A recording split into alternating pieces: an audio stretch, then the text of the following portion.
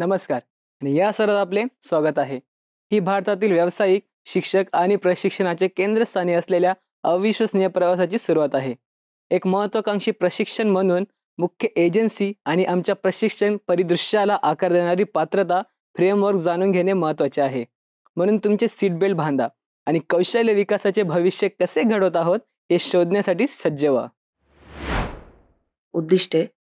या सत्राच्या अखेरीस तुम्ही पुढील उद्दिष्टे आत्मसात करण्यास सक्षम व्हाल. विविध व्यावसायिक शिक्षण संस्थांची यादी बनवणे, डीजीटीच्या भूमिका आणि कार्य स्पष्ट करणे, NCVET आणि त्यांची प्रमुख कार्ये स्पष्ट करणे.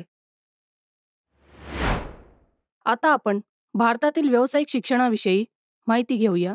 व्यावसायिक शिक्षणाचे मूलभूत कार्य म्हणजे व्यक्तींना विशिष्ट कामांसाठी आवश्यक असलेल्या कौशल्यासह सक्षम करणे.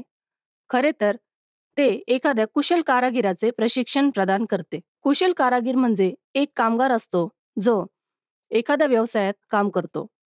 साधारणपणे अनेक उद्योगांमध्ये एक कुशल व्यक्ती म्हणून स्वीकारला जातो. भारतातील व्यावसायिक प्रशिक्षणाचा 1940च्या दशकापासूनचा समृद्ध इतिहास आहे.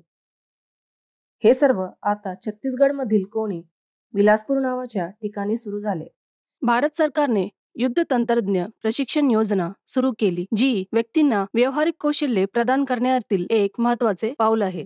ही योजना 1946 मध्ये तांत्रिक प्रशिक्षण योजनेमध्ये विकसित झाली, ज्यात थेट प्रशिक्षण प्रदान करण्यावर लक्ष केंद्रित केलेले होते. या प्रयत्नांचा पराकाष्ठा एका व्यापक व्यावसायिक प्रशिक्षण योजनेत झाला, ज्याचा उद्देश मुख्यत्वे डिमोबिलाइज्ड सेवा कर्मचाऱ्यांना प्रशिक्षण देणे हा आहे. मात्र 1950 मध्ये हे बंद झाले आणि सरकारने नागरी व्यावसायिक प्रशिक्षणाकडे लक्ष केंद्रित केले. माजी सैनिकांसाठी ट्रेनिंग योजनांचे निष्कर्ष लक्षात घेऊन भारत सरकारने एक महत्त्वपूर्ण पाऊल उचलले. 1950 मध्ये कामगार आणि कल्याण मंत्रालयाच्या अंतर्गत रोजगार आणि प्रशिक्षण महासंचालनालय अंतर्गत औद्योगिक प्रशिक्षण संस्थांची स्थापना करण्यात आली. आज भारतातील व्यावसायिक शिक्षण, कौशल्य विकास आणि उद्योजकता मंत्रालयाद्वारे देखरेख केली जाते. MSDE अंतर्गत मुख्य संस्थांमध्ये प्रशिक्षण महासंचालनालय समाविष्ट आहे.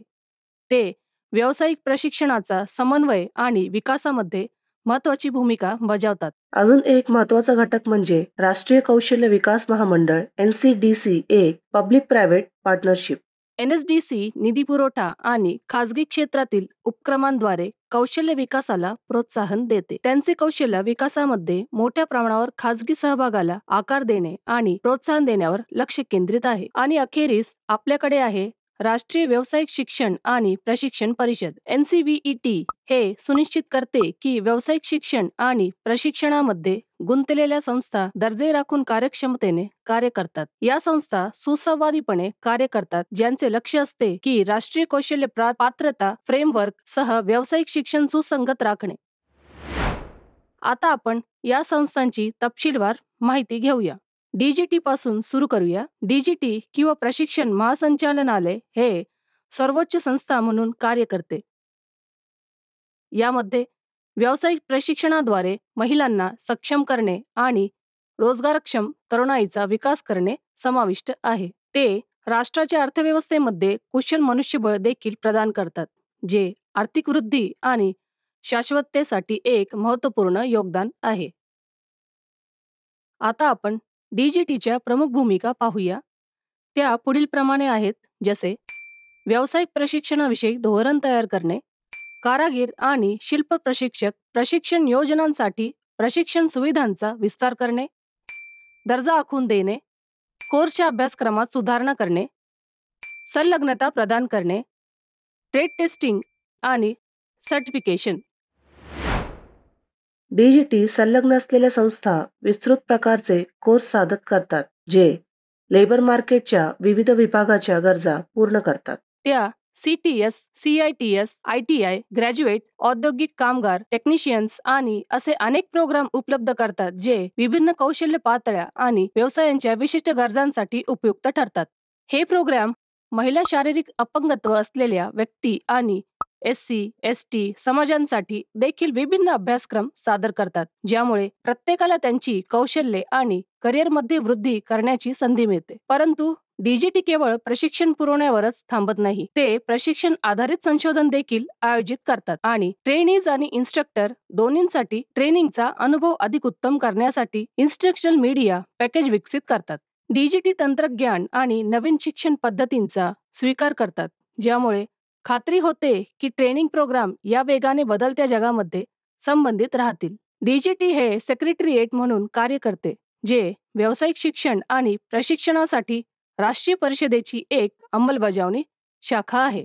2018 मध्ये कौशल्य क्षेत्रातील विद्यमान नियामक संस्था, राष्ट्रीय व्यावसायिक प्रशिक्षण परिषद आणि राष्ट्रीय कौशल्य विकास संस्था यांचे विलीनीकरण होऊन राष्ट्रीय व्यावसायिक शिक्षण आणि प्रशिक्षण परिषदेचे गठन करण्यात आले. नव्याने विलीन झालेली संस्था अशा संस्थांच्या कामकाजासाठी किमान मानके स्थापित करून व्यावसायिक शिक्षण आणि प्रशिक्षणात गुंतलेल्या संस्थांच्या कार्याचे नियमन करते. व्यावसायिक शिक्षण आणि प्रशिक्षणामध्ये संलग्न असलेल्या संस्थांचे मुख्य प्रकार म्हणजे अवॉर्डिंग बॉडी आणि असेसमेंट बॉडी. अवॉर्डिंग बॉडी म्हणजे अशी संस्था असते जी गुणवत्तायुक्त प्रशिक्षण आणि मूल्यांकनाद्वारे ट्रेनीजना NSQF संलग्न पात्रतांसाठी सर्टिफिकेशन प्रदान करते. असेसमेंट एजन्सी ही एक संस्था आहे जी चाचणी आणि परीक्षांद्वारे कौशल्य किंवा पात्रतेमध्ये सक्षमता आणि पात्रतेचे निकष पूर्ण करते की नाही हे मूल्यांकन करते. आपण NCVET ची विभिन्न कार्ये पाहूया. अवॉर्डिंग बॉडीजना मान्यता प्रदान करणे आणि रेग्युलेशन करणे, असेसमेंट बॉडीजना मान्यता प्रदान करणे आणि रेग्युलेशन करणे, अवॉर्डिंग बॉडीजद्वारे विकसित केलेल्या पात्रतांसाठी मान्यता देणे, अवॉर्डिंग बॉडीजद्वारे व्यावसायिक प्रशिक्षण संस्थांचे इनडायरेक्ट रेग्युलेशन करणे, संशोधन आणि माहितीचा प्रसार आणि मान्यताप्राप्त मंडळांविरुद्ध तक्रार निवारण प्रणाली. तुम्ही काही पाठ्यपुस्तकांमध्ये NCDC आणि NIMIचे लोगो पाहिले असतील. त्यांची माहिती करून घेणे देखील महत्त्वाचे आहे, कारण व्यावसायिक शिक्षणाच्या क्षेत्रात त्यांची महत्त्वाची भूमिका आहे. राष्ट्रीय कौशल्य विकास महामंडळ हे ना नफा तत्वावरील मर्यादित कंपनी असून भारत सरकारद्वारे ती 2008 साली प्रारंभ करण्यात आली. कौशल्य विकास आणि उद्योजकता मंत्रालय NSDCचे 49% भाग भांडवल धारण करते, तर उर्वरित भाग भांडवल खाजगी क्षेत्राच्या मालकीचे आहे. NSDCचे उद्दिष्ट आहे विशाल दर्जेदार आणि नफा तत्वावरील व्यावसायिक संस्थांच्या निर्मितीसाठी सहाय्य करून कौशल्य विकासाला प्रोत्साहन देणे. ते अशा संस्थांना निधी पुरवठा देखील करतात ज्या कौशल्य प्रशिक्षण उपलब्ध करतात. तर दुसऱ्या बाजूला कौशल्य विकास आणि उद्योजकता मंत्रालय MSDE अंतर्गत कार्य करणारे national instructional media institute NIMI हे एक स्वायत्त मंडळ आहे, ज्यामध्ये प्रशिक्षणात्मक सामग्री, कंटेंट, क्वेश्चन बँका विकसित करणे, मीडिया डेव्हलपर्स आणि ट्रेनर्सना प्रशिक्षित करणे, पुस्तकांचे हिंदी आणि इतर प्रादेशिक भाषांमध्ये अनुवाद तयार करणे, इतर व्यावसायिक भागधारकांसह संबंध स्थापित करणे, व्यावसायिक कोर्सेससाठी संसाधन केंद्राची निर्मिती करणे, प्रशिक्षणात्मक सामग्रीच्या विकास क्षेत्रात संशोधनाला प्रोत्साहन देणे आणि कन्सल्टन्सी सेवा उपलब्ध करणे समाविष्ट आहे. हे आम्हाला या सत्राच्या शेवटी आणते. समारोप करण्यापूर्वी शिकलेल्या मुख्य मुद्द्यांकडे पाहू. या सत्रात आपण शिकलो विविध व्यावसायिक शिक्षण संस्था, DGT आणि त्यांचे कार्य, NCVET आणि त्यांचे कार्य. आज आमच्यात सामील झाल्याबद्दल धन्यवाद. पुढील एक्साइटिंग सेशनसाठी सज्ज व्हा. प्रेरित रहा, उत्सुक रहा आणि फरक करण्यासाठी वचनबद्ध रहा.